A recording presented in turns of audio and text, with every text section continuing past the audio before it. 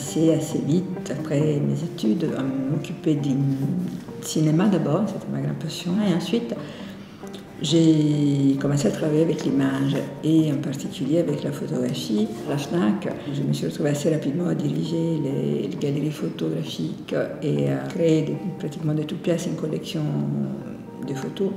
Et là, c'était l'occasion de rencontrer tous les plus grands photographes depuis les années 80 jusqu'à la fin des années 2000. À part l'édition, l'autre chose qui m'a toujours enthousiasmée, c'est les festivals. J'ai une vision éclectique de la photographie. Je pense d'être un esprit un peu libre et je n'ai jamais voulu mettre de barrières entre les langages photographiques, que ce soit la photographie du mode, le photojournalisme, etc. Aussi parce qu'aujourd'hui, la liberté des photographes, c'est justement de casser un peu ces frontières. J'aime beaucoup le travail de Bernice Abbott, par exemple, qui est une photographe qui a été pas beaucoup exposée en France. Je fais une exposition à une époque où ça faisait 20 ans qu'on n'avait rien vu en France de Bernice Abbott, et c'était sur la transformation de New York dans les années 30.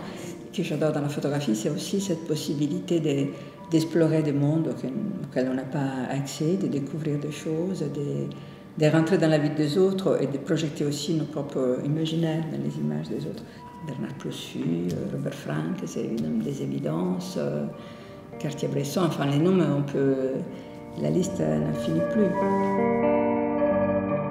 Et ce qui m'a beaucoup plu de l'esprit du Festival de Deauville, c'était cet éclectisme d'une programmation qui implique des grands photographes, des très jeunes, qui impose une exploration du territoire avec une carte blanche totale. Et c'est cette liberté-là que je trouve aussi très intéressant. Les festivals, pour qui travaillent dans l'image comme moi, c'est une des expériences les plus fascinantes parce qu'on peut tout, dans un festival, on peut tout faire. On peut réaliser des expositions, vestir l'espace public, organiser des événements. La ville devient un théâtre. Et Deauville me paraît un théâtre, un terrain de jeu très, très excitant. Pour le 10e anniversaire, donc on joue un peu la carte du King Size, on essaie d'élargir les territoires du festival de Deauville à la Normandie, d'étendre la présence de la photographie dans la ville, et on s'étale sur une période plus longue. Sarah Moon a pris la présidence du jury, et Sarah Moon est une photographe merveilleuse qui fait des images d'une poésie rare et que vous avez déjà eu la chance d'avoir en 2014 à Deauville. Il faut savoir que l'année prochaine, avec l'ouverture du musée des Franciscains, le festival pourra investir de nouveaux lieux, de nouveaux espaces.